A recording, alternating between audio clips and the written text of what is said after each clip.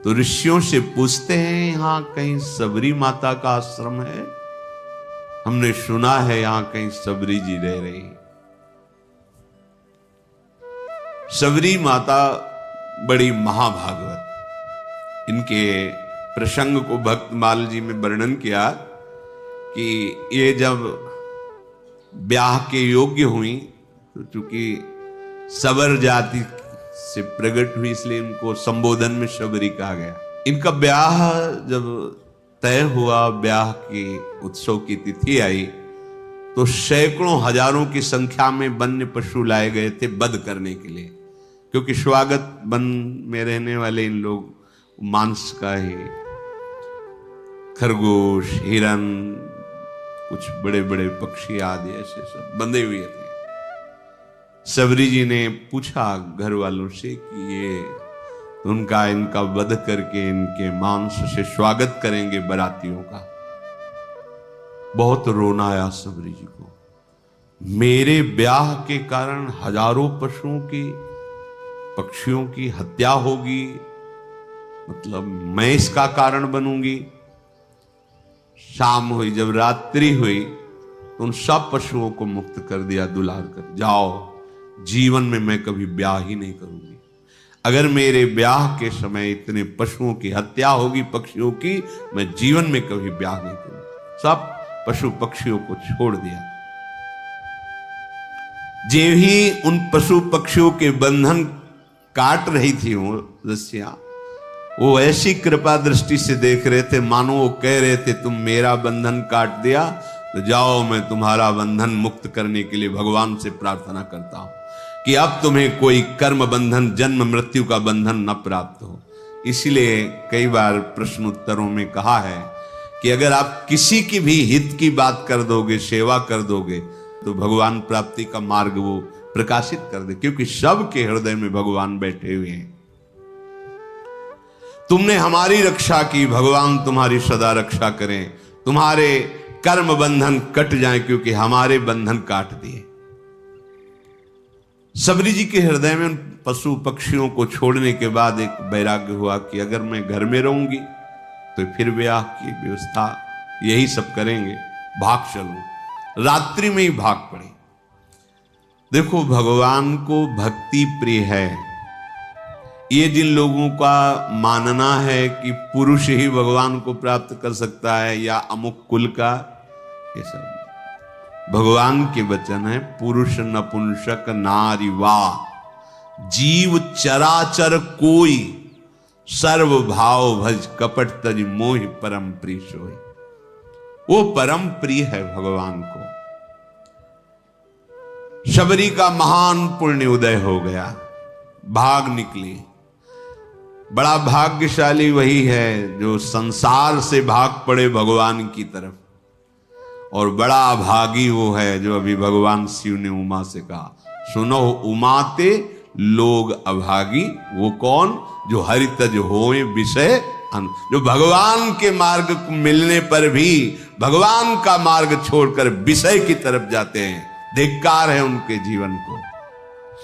सबरी जी विचार किया किसी भी गांव में जाएंगी तो पकड़ी जाएंगी और ये लीला फिर होगी, इसलिए वन में चलती हैं। और एकांत वन में रहने का अभ्यास था ही, तो वन में रहती नाम सबरी कहत सब, चाहत टहल साधु तन न्यूनताई है। रजनी के शेष ऋषि आश्रम प्रवेश करी, लकरीन बोझ धरी आवे मन भाई है। निहाई बे को मग झारी, कांकरनी बीनी डारी, बेगी उठी जाई ने को देत ना लखाई है। उठत सवारे कहे कौन धो बुहारी गयो, भयो ही सोच को बड़ो सुखदाई है। सबरी जी भागकर इसी वन में आए। अब यहां विचार किया कि वन में भगवान की अगर भजन वृत्ति प्राप्त करनी है तो संतों की कृपा होनी चाहिए। और एक तो स्त्री शरीर, फिर जंगली वास रहा है, सबर कुल में जन्म हुआ है, भला मुझ भीलनी को कौन स्वीकार करेगा, और बिना संत सेवा के भगवंत कृपा होती नहीं, तो छुप के संत सेवा करें। ये महामहिम बात। वो हृदय में दैन्यता थी कि मैं अधम शरीर है, कोई संत सेवा स्वीकार करेगा नहीं, और सेवा किए बिना भगवत कृपा मिलती नहीं है। इसलिए वो रात के आखिरी पहर में उठते और देखा कि सेवा के लिए जब ऋषि हवन करते हैं तो उनको लकड़ियों की आवश्यकता होती है, रसोई अमनिया करते हैं तो लकड़ियों की।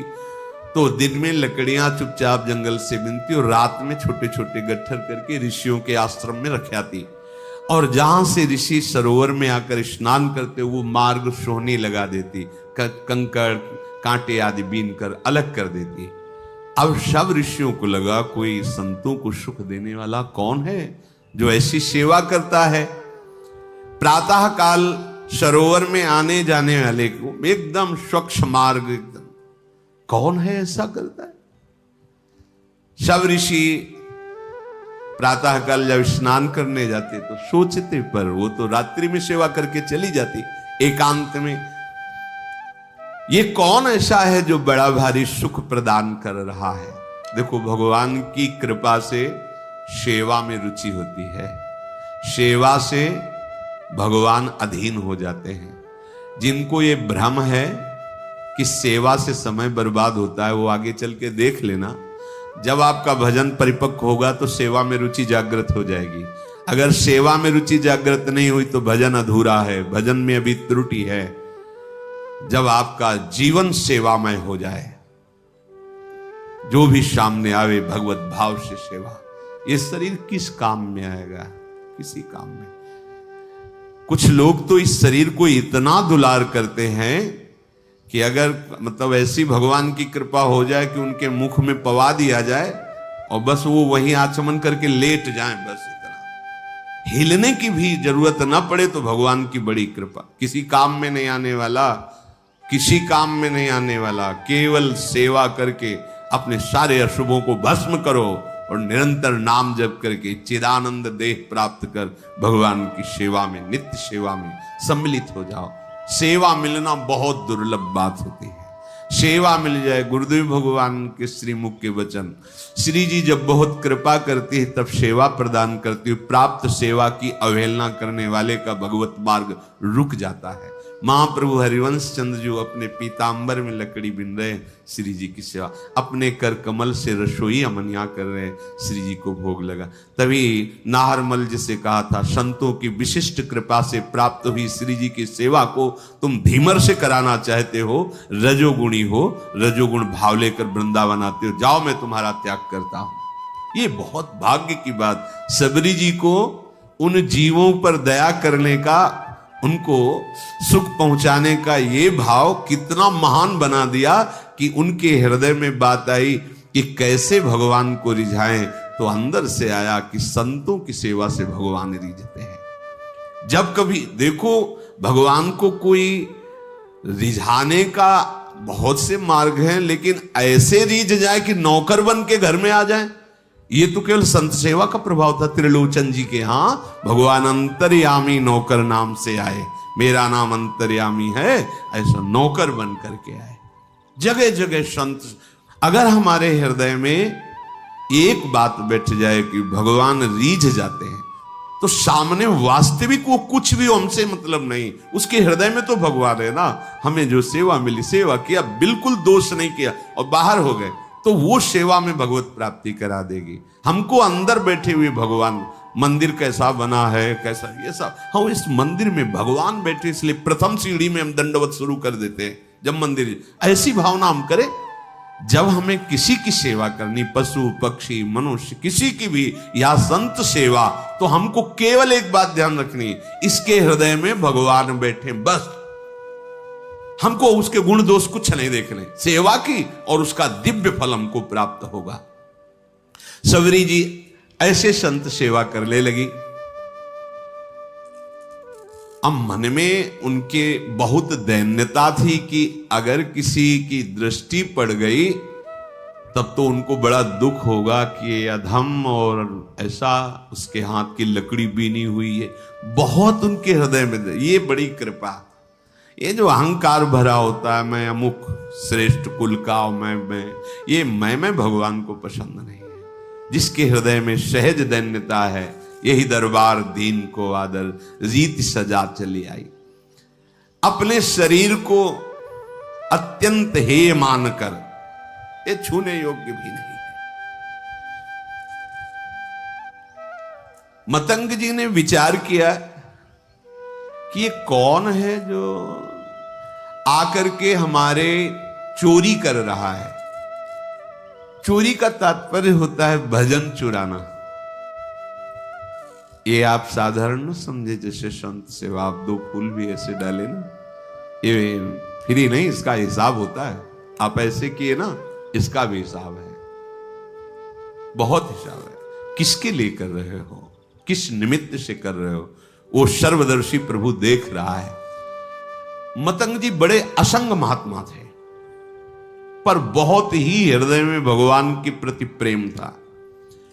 अन्य महात्मा जन भी विराजमान थे, पर तप, व्रति, नियम, संयम, मतंग जी के हृदय में भगवत प्रेम का विशेष प्रभाव था। तो बड़े ई असंग ते मतंग रस रंग भरे, धरे देखी बोझ कहो कौन चोर आयो है। करे नित चोरी अहो गहो वाही एक दिन, बिना पाए प्रीतिवा की मन भरमायो है। बैठी निस चौकी देत शिष्य सब सावधान, आई गई गही लई कापे तनु नायो है। देखत ही ऋषि जलधारा बही नैनन ते, बैनन सो कहो जात कहा कछुपायो है।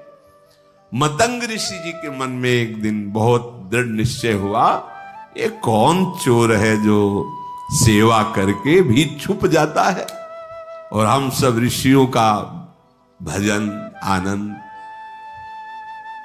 क्योंकि कोई भी सेवा करता है वो तुम्हारे भजन को लेता है, फ्री नहीं है, बात समझना। ऐसा ना समझो कि आप जो पहन रहे, खा रहे, पी रहे, देख रहे, सुन रहे, सारा हिसाब है, इसलिए विरक्त को रात दिन भजन करना है। हम जिसकी रोटी खाते हैं उसको भी भजन देते हैं, जो प्रणाम करता है उसको भी भजन देना है। और वैसे ही सबका सर्व मंगल करने का स्वरूप होता है संत महापुरुषों का। मतंग ऋषि बड़े ही मतंग थे प्रभु के अनुराग में, परम विरक्त, भक्ति रसानंद से परिपूर्ण। रोज अपने आश्रम में देखते कि दोना में फूल रखा हुआ है, लकड़ी, सेवा के लिए मार्ग पूरा साफ। ये कौन है रोज सेवा कर जाए। अपने शिष्यों से कहा, सुन रात भर जगो, रोज सेवा पहुंचाता कौन है ऐसा जो चुपके से सेवा कर रहा है, एक बार दर्शन करना चाहते हैं। सब शिष्य रात में जगे, अलग अलग जगह छुप करके खड़े हो गए। धीरे धीरे सबरी जी आई, दोने मुख ऐसे पुष्प रखकर लकड़ी जे ही, तो कौन है। सबरी जी तो एकदम मानो सूख गए कि अब तो जान गए, अब सेवा छूट जाएगी। देखो किस बात का दुख है, अब सेवा छूट जाएगी, अब कोई भी ऋषि हमारी सेवा स्वीकार नहीं करेगा। एक तो स्त्री शरीर, दूसरा सबरपुर में जन्म, ये सब महान ब्रह्म ऋषि हैं, ये सब हमें हटा देंगे, मेरी सेवा छूट। बहुत विकल होकर शांत खड़ी हो गई। मतंग जी जब आए तो देखकर आंसू निकल पड़े। खान पान की कोई व्यवस्था नहीं, झाड़ियों में छुप के रहती संत सेवा, आंसू निकल पड़े। ये बड़ी बात है। देखत ही ऋषि जलधारा बही नैन, ऐसी सेवा में भावना। यहां सेवा करके अहंकार पूर्वक कोशिश करते हैं अपने लोग की अपनी बात, ये सब कोई जाने कि मैं सेवा करता हूं। सबरी जी की कैसी सेवा, जान गए तो सकुच गई कि शायद अब सेवा छूट जाए। आंसू की धारा बहने लगी और कहा, बेटा ऐसे सेवा करते, कहां रहते हो। उन्होंने कहा प्रभु झाड़ियों में छुप के रहते हैं। पूरी कथा बताई भाग। अच्छा अब तुम निश्चिंत हो जाओ। सबरी जी से कहा अब तुम निश्चिंत हो जाओ, तुम्हें अब कोई चिंता नहीं करनी चाहिए। भगवत भक्ति का प्रभाव ऐसा है कि वो न जाति देखती है न शरीर देखती है। तुम स्त्री शरीर हो कि पुरुष शरीर हो, किस जाति को किस कुल के हो, ये भक्ति महारानी जिसके हृदय में आ जाती है भगवान उसके अधीन हो जाते हैं। सबरी जी को मतंग ऋषि ने ऐसे वचन के द्वारा साहस बना और शिष्यों से कहा कि तुम जानते हो ये कितनी पवित्र है। ओहो बहुत बड़ी बात। भक्ति को प्रताप ऋषि जानत निपटनी के केऊ कोटि विप्रताई या पे वार डारिये। मतंग जी ने कहा कि आज के बाद तुम्हें छुप के रहने की जरूरत नहीं। आश्रम में ही एक पर्णकुटी सबरी की, इसमें तुम विराजमान हो। और कहा कि आज तुम्हें हम मंत्र दीक्षा और नाम दीक्षा दोनों प्रदान करेंगे। मांगा नहीं, सच्चे शिष्य को मांगने की जरूरत नहीं होती, अपने आप गुरु विधान कर देते हैं। देखो वास करो इस कुटिया पे और तुम्हें आज मैं मंत्र दीक्षा और नाम भी दिया, मंत्र भी प्रदान किया। ये जब पूरे वन में बात फैली कि स्त्री जाति और ऐसा और मंत्र दे दिया और पास में कुटिया में, तो सब विरोध मतंग जी का करने लगे कि ऐसी जाति की ऐसे नहीं करना चाहिए, ब्रह्म ऋषि हो ऐसा वैसा। मतंग जी की वो अवहेलनात्मक बातें, निंदात्मक बातें कर मतंग जी की प्रसन्न हुए कि जिसको अपने ब्राह्मणत्व का अभिमान है, तपस्या का अभिमान है, जितेंद्रियता का अभिमान है, भगवान को अच्छा नहीं लगता है। ये करना चाहिए पर अभिमान नहीं करना चाहिए। भगवान सबके हृदय में बैठे, स्त्री पुरुष की पोशाक है। हम सब भगवान के चिदानंद अंश है, न कोई स्त्री है न कोई पुरुष है, पोशाक है। हर शरीरधारी को भगवत प्राप्ति करने का अधिकार है।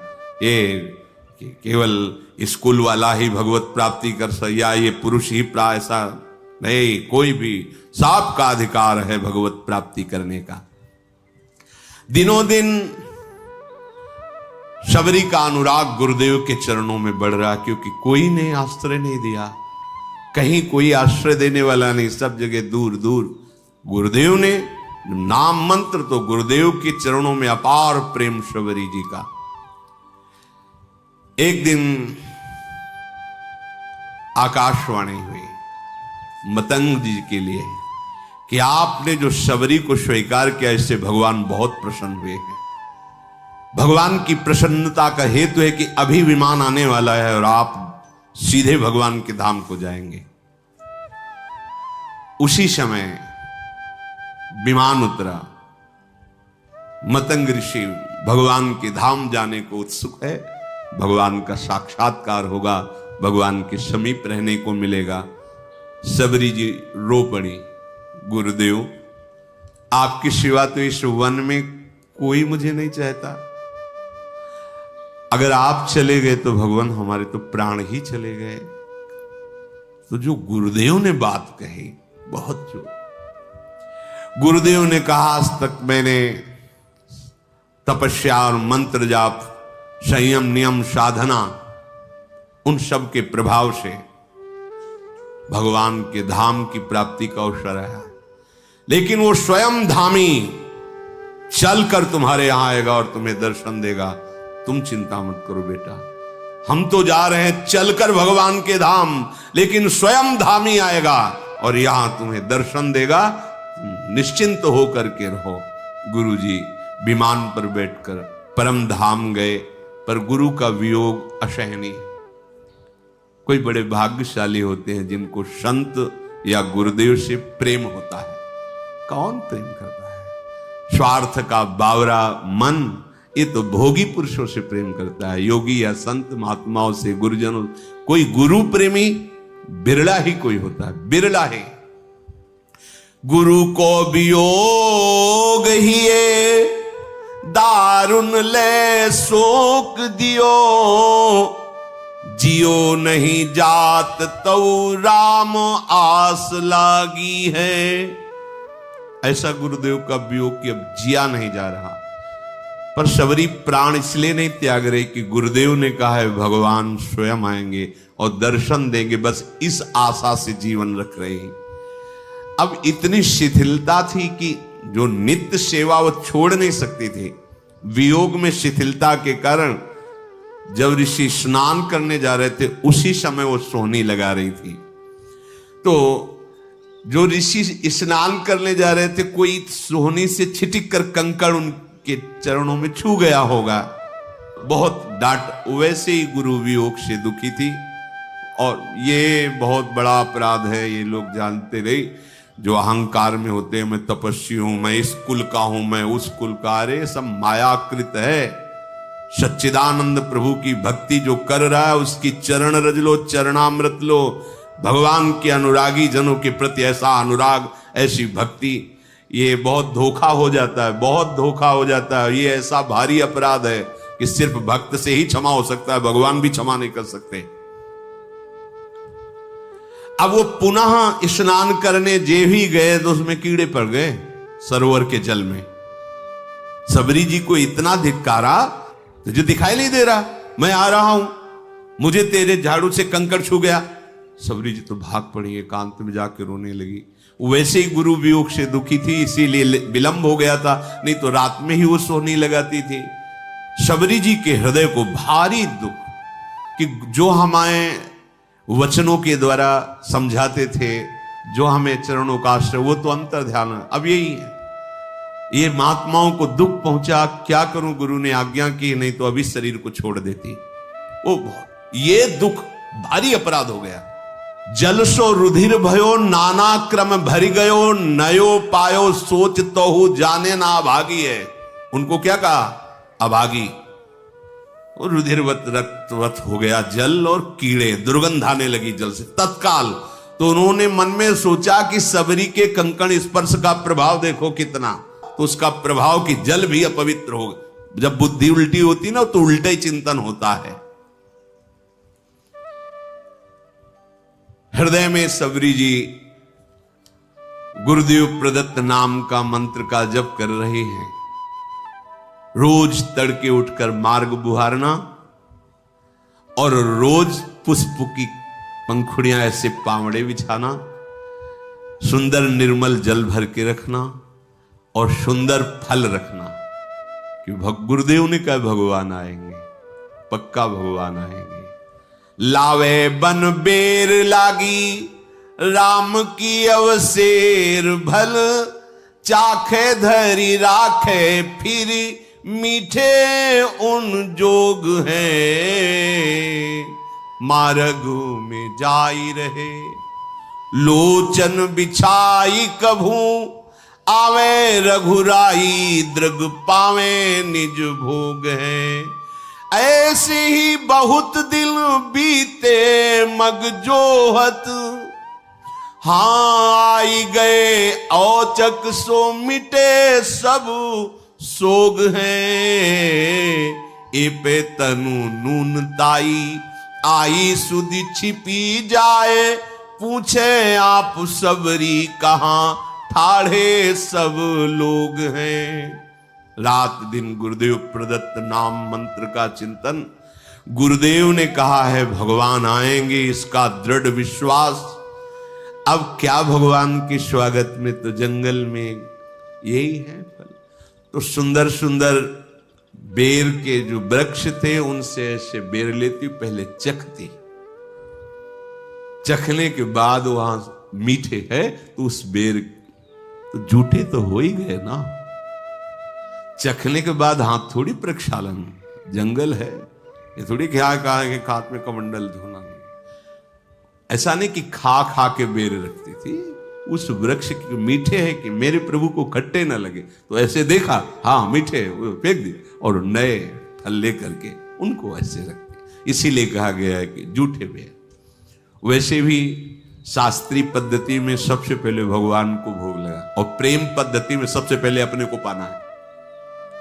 जो हम भोग लगाएं पहले उसको एक दोने में अलग करके निकाला, और चखा, हाँ दाल ठीक है, हाँ ठीक, रोटी सब्जी, वो देख लिया सब, खीर में हाँ चीनी ठीक, ये ठीक है, हाथ धोया, आचमन किया, फिर वो अपने श्री जी को भोग लगाया।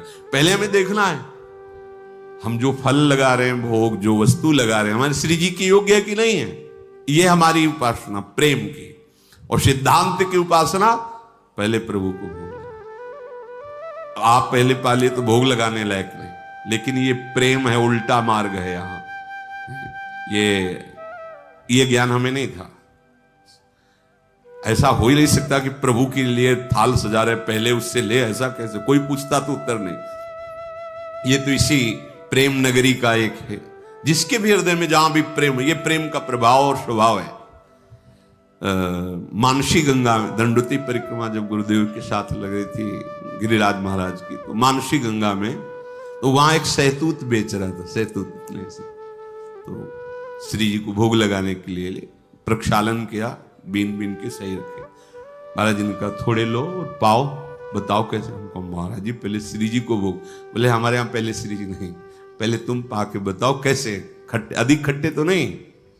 और देख लो महाराज। बोले जब हम कह रहे थे तुम पावला, हिम्मत नहीं पड़ रही थी कि श्री जी के पवा के बिना के पाया। कहा मीठे। बोले जाओ हाथ धो, आचमन करो, अब भोग लगाओ। उस दिन से समझ में आया कि हमारी लाडली जी को पहले हम चखेंगे, फिर भोग लगाएंगे कि वो ठीक है कि नहीं है, बहुत अधिक नमक तो नहीं हो गया सब्जी दाल में, इसमें कैसा है ये हम देखेंगे, तब हमारी लाडली जी पाएंगी। ये प्रेम का। तो शबरी जी भी ऐसे, ये बेर पेड़ का कहीं खट्टा तो नहीं है, बाकट तो नहीं है, तो उससे पहले चखती और फिर वो बेर दोने में लेके फिर प्रभु के रोज, और रोज बस पावड़े बिछाए, फल रखे और बैठ गई। सुबह से शाम प्रभु आएंगे। गुरुदेव ने कहा प्रभु बहुत दिन बीत गए पर अश्रद्धा नहीं हुई गुरु वाक्य पे, ये बहुत बड़ी बात है। उपासक अपने गुरु वचनों पर बहुत समय तक टिका रहे और उसका लाभ ना दिखाई दे, फिर भी टिका रहे, ये बहुत बड़ी बात होती है। नहीं तो महीना दो महीना, साल दो साल में मन उब जाता कि हो सकता है गुरुदेव ने हमको फुसलाने के लिए कह दिया हो कि आएंगे भगवान तुम्हें साथ। नहीं, गुरुदेव ने कहा है प्रभु आएंगे। मार्ग में जाए रहे लोचन बिछाए को, नेत्र लगाए। गुरुदेव ने कहा है भगवान ऐसे ही बहुत दिन बीते मग जोहत, तो आ गए औचक सो मिटे सब सो। दूर से देखो भगवान आ रहे हैं, छुप गई। अभी तक तो इंतजार कर रही थी, जब देखा भगवान आ रहे तो छुप गई। मैं नीच अधम उनके सामने कैसे जाऊंगी, कैसे उनकी सेवा करूं? जो ऋषि कुछ दैन्य थे जिनको सबरी जी की भक्ति प्रिय लगती थी, उनसे भगवान पूछ लिए कि सबरी माता का आश्रम कहां है, कहां है सबरी माता? इतना पूछ के निहाल कर दिया, गए किसी के आश्रम नहीं।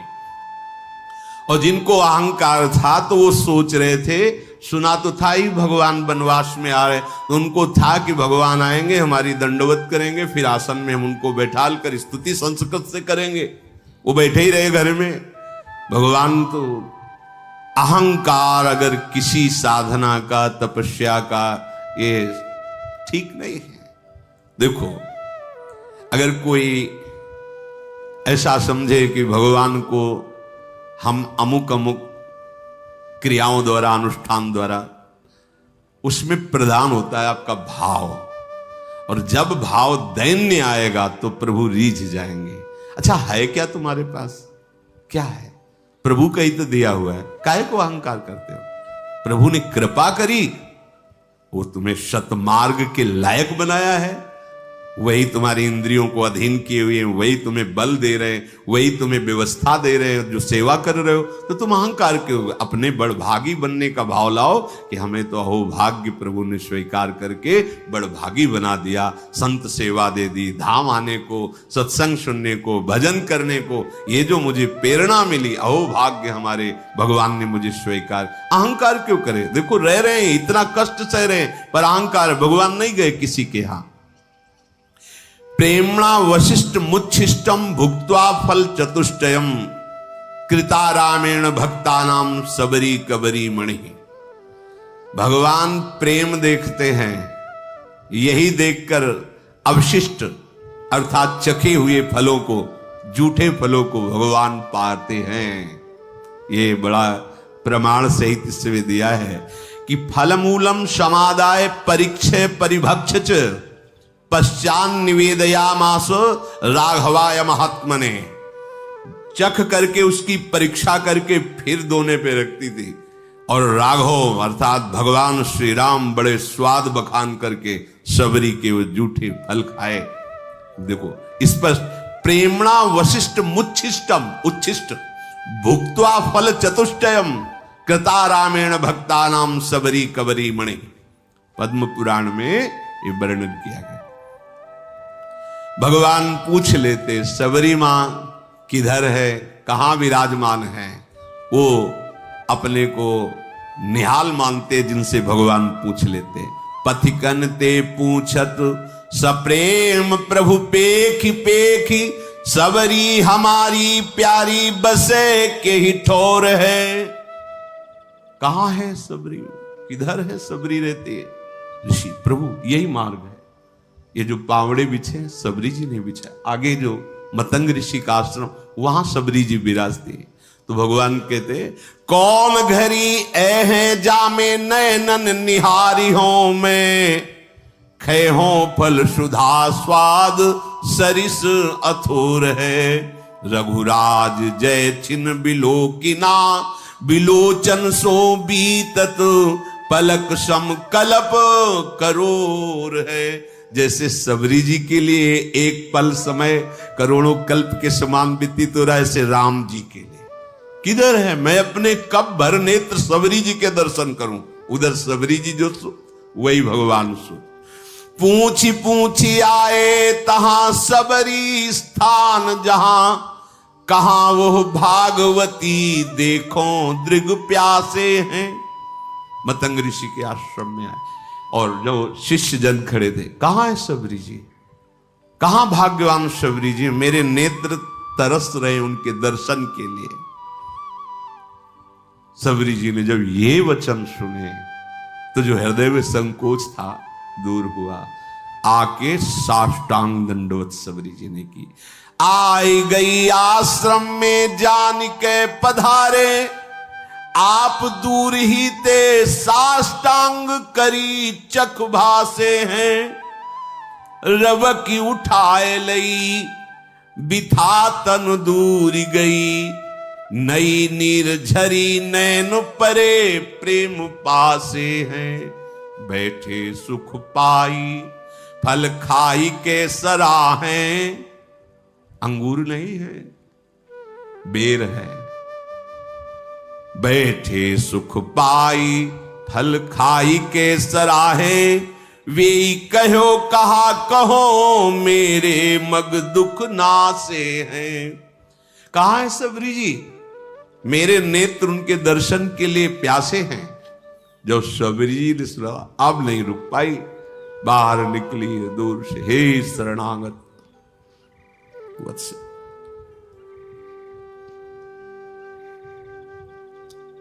दूर से देखा प्रभु साष्टांग सबरी प्रणाम कर रहे, दौड़ पड़े। रघुनाथ जी ने जैसे माता को हृदय से लगाया जाता है, ऐसे सबरी मां को अपने नेत्रों से अश्रु से सबरी को। हमारे भगवान का स्वभाव जो जान गया, भगवान शिव कहते हैं उमा राम स्वभाव जही जाना ताई भजन तज भावना। करुणा समुद्र है। ये आप खुद भजन करोगे तब आपको पता चले। आपका हृदय जब थोड़ा सा भी प्रभु से अपनापन करेगा तो आप खुद समझ पाओगे प्रभु के सिवा कोई ऐसा प्यार करने वाला त्रिभुवन में नहीं है। भगवान ने सबरी जी का हाथ पकड़कर अपने समीप बैठाया। ये प्यार, वो ऋषि कंकड़ छू गया तो कितना कड़ुआ बोल रहे, ए नीच जात, ये ऐसा। भगवान हृदय से लगाकर अश्रुओं से अभिषिक्त करके अपने समीप सबरी जी को बैठाला। सबरी जी को स्मरण आया कि जो प्रातः ही फल रखे थे प्रभु के लिए, दौड़ के गई, फल लाई। भगवान, वाह, मेरा वनवास का सारा कष्ट दूर हो गया तुम्हारे फल पाके, बड़ाई कर। भगवान ने कभी 56 भोग की बड़ाई नहीं की, कहीं भी ऐसा नहीं। देखो सुदामा जी की जब तंदुल पार है ना, तो रोमांच हो रहा है भगवान को। तंदुल चावल नहीं, चावल को पछोरने से जो टुकड़े निकलते हैं, कोई उधार भी नहीं देता था। एक को दया आ गई तो उसने वो टुकड़े दे दिए जो घर में बनाने में डांट लगती। चावल तो दिए नहीं, टूटे हुए टुकड़े, वो भी पुरानी कपड़े की पोटली ऐसे दबाए हुए। भगवान के जब रुक्मिणी जी के पलंग पे बैठे सुदामा जी, रुक्मिणी जी के जिस पलंग की देवरी को ब्रह्मा शंकर आदि केवल नमन करते हैं, स्पर्श करना दूर, भगवान का निज महल और महापटरानी, महाविभूति स्वरूप, महालक्ष्मी स्वरूप रुक्मिणी जी के पलंग पर बैठा ले हुए सुदामा जी को और भगवान। ये वैभव देखकर उनको लगा कि अगर भगवान ने कहा कि सुना है आपका ब्याह भी हो गया। हाँ, भाभी ने कुछ दिया है, याद है आपको गुरुकुल वाली बात? सब याद है, हमें याद है। तो फिर भाभी ने कुछ दिया है। अब कैसे इतना वैभव, फटे कपड़े में वो तंदुल कैसे निकाल के दें, कैसे निकाल? अब भगवान ने इतनी अच्छी चीज रखे हो, फिर भी तू फटा कपड़ा उससे निकाल। भगवान, रुक्मिणी जी देख रही, अरे उस तंदुल को भगवान के रोमांच हो रहा पाते हैं।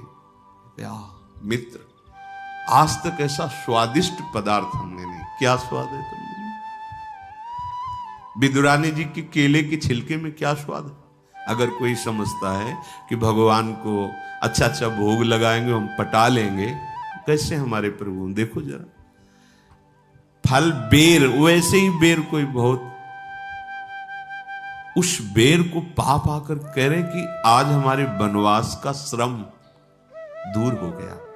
कितने सुंदर स्वादिष्ट अमृतमय फल भगवान बड़ाई कर रहे हैं सबरी के द्वारा दिए। इसीलिए हमारे प्रभु पत्रम पुष्पम फलम तोयम ये में भक्त्या प्रक्षति। अगर भाव से भरकर एक चुल्लू जल, एक पत्र, एक पुष्प, एक कोई फल, बस इतने में ही मेरे ठाकुर बिक जाते हैं। बहुत प्रेमी हैं। प्रशंसा कर रहे हैं प्रभु सबरी जी की। अब जब ऋषियों ने सुना कि आश्रम आने की तो बात जाने दो, इस गली में भी प्रभु नहीं आए, तब सबको लगा अंदर कि हमें लगता है कोई हम लोगों में तपस्या में त्रुटि हो गई क्या, क्योंकि सब तपस्या का फल तो भगवान है और भगवान आए ही नहीं हमारे घरों में।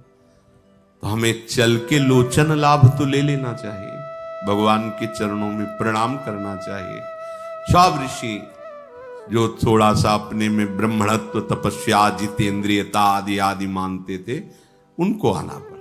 वो प्रभु के समीप आए, अब भी बुद्धि काम नहीं कर रही। प्रमाण मिल चुका है कि सबरी जी कितनी पावन है। उनके मन में आता है कि बड़ी समस्या पैदा हो गई है। अगर उस सरोवर का जल भगवान अपने श्री चरणों से स्पर्श कर दे तो निर्मल हो जाएगा और हम लोगों के प्रयोग में आ जाएगा, क्योंकि सबरी की अपवित्रता के कारण वो दूषित हो गया था। वो लोग भगवान को प्रणाम किए और भगवान बैठे हुए तो निवेदन किया। करत हैं सोच सब ऋषि बैठे आश्रम में, जल को बिगाड़ सो सुधार कैसे कीजिए। आवत सुने हैं बनपथ रघुनाथ, कहूं आवे जब कहें आको भेद कह दीजिए। इतने ही मांझ सुनी सबरी के बिराजे आनी, तू गयो अभिमान चलो पग गही लीजिए। आए खुनसाए कही नीर को उपाय कहो, गाहो पग भीलनी के छुए स्वच्छ भीजिए। वो सब ऋषि लोग अभिमान त्याग कर भगवान के पास आए और भगवान से कहा कि प्रभु इस सरोवर का जल जो है नीच जनों के द्वारा छूने से कीड़े पड़ गए, अपवित्र हो गया, तो हम ब्रह्म ऋषियों की सेवा में नहीं, आप अपने श्री चरण। तो भगवान ने कहा नहीं, हम तो आप ऋषियों के चरण सेवक हैं, आप देखो अपना चरणामृत डाल करके, क्योंकि आप तपस्वी जितेंद्री ब्रह्म ऋषि हैं, हम तो आपके सेवक हैं, आप डाल के देखो। उनको लगा कि एक बार भगवान कह रहे थे, डाले जाके तो और दुर्गंध पैदा हो गई। आए बोले प्रभु ठीक तो हुआ नहीं, तो बोले हमारे चरण से तो ठीक होगा ही नहीं। तो कहा नहीं प्रभु आपके चरणों का प्रताप तो है ही, क्योंकि शिला छू गई तो अहिल्या के रूप में प्रकट हो गई, तो पानी तो बोले सही मानो, अगर हम चरण रख देंगे तो और बड़े बड़े कीड़े हो जाएंगे, अगर उसे स्वच्छ करना चाहते हो तो तुम सबरी के चरणामृत उतारो फिर डालो जाके। अब भगवान का आदेश, बड़े बड़े ब्रह्म ऋषि सब बोले केवल एकमात्र सबरी जी के चरण स्पर्श किए हुए जल से ही वो पवित्र हो सकता है, दूसरा कोई उपाय नहीं, क्योंकि तुम सबसे भयानक अपराध बनाए, स्त्री जान करके, नीच कुल की जान करके उनको तुम धिक्कारा है, तुम उनको ऐसी भावना से ये अपराध तुम्हारे सारे तप को, सारे प्रभाव को नष्ट कर दिया। अगर तुम कहीं अपने जीवन को कृतकृत्य करना चाहते हो, सरोवर के जल और हृदय को स्वच्छ करना चाहते हो, तो सबरी जी का चरणामृत ही काम करेगा, दूसरा कुछ नहीं। अब भगवान की आज्ञा, ईश आज्ञा तो सबको शिरोधार्य है, सबने जे ही सबरी जी बड़ी प्रार्थना, दैन्यता, जे ही चरण स्पर्श हुआ निर्मल स्वच्छ और अमृत जैसा जल हो गया। तब भगवान ने सबरी जी की स्तुति की, जो नौधा भक्ति पीछे गाई गई थी, वो भगवान सबरी जी को नहीं सुना रहे, उन्हीं ऋषियों को बता रहे कि ये पूरी की पूरी भक्ति हमारी माता सबरी जी में विराजमान है। जाति पाति कुल धर्म बड़ाई धन वैभव कुटुंब गुण चतुरता, मैं इन सबसे नहीं रीझता। फिर सुन लीजिए, जाति पाति कुल धर्म बड़ाई धन बल कुटुंब गुण चतुरता, इन सबसे मैं नहीं रीझता, मेरे रिझाने का एक ही केवल उपाय है, दैन्य भाव, भक्ति भाव। मैं तुम्हें सावधान होकर सुनाता हूं, 9 प्रकार की भक्ति है।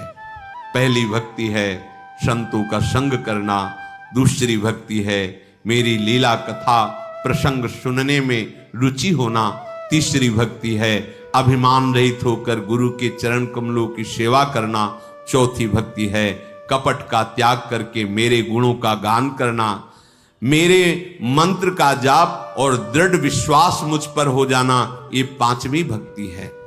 छठी भक्ति है इंद्रियों का निग्रह, अच्छा स्वभाव, अच्छा चरित्र, बहुत प्रपंचिक कार्यों से वैराग्य और निरंतर संत समागम, साधु पुरुषों द्वारा बताए हुए आचरण करना।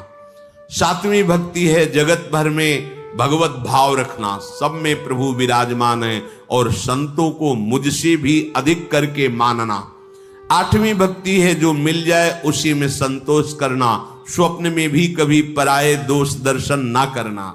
नवीं भक्ति है सबके साथ सरलता का कपट रहित बर्ताव करना, हृदय में मेरा दृढ़ भरोसा रखना, हर्ष और दैन्य का न होना। दैन्य मैं बहुत गरीब हूं ये नहीं, ये दैन्यता भागवतिक दैन्यता है, लेकिन भक्त कभी गरीब नहीं होता, उसके पास परम धन भगवान का नाम होता है। विषयों की अभाव की दरिद्रता वाली दैन्यता भक्त में नहीं होती। इन 9 में से एक भी भक्ति, चाहे वो स्त्री हो चाहे पुरुष हो, कोई भी हो, वो मुझे अत्यंत प्रिय है।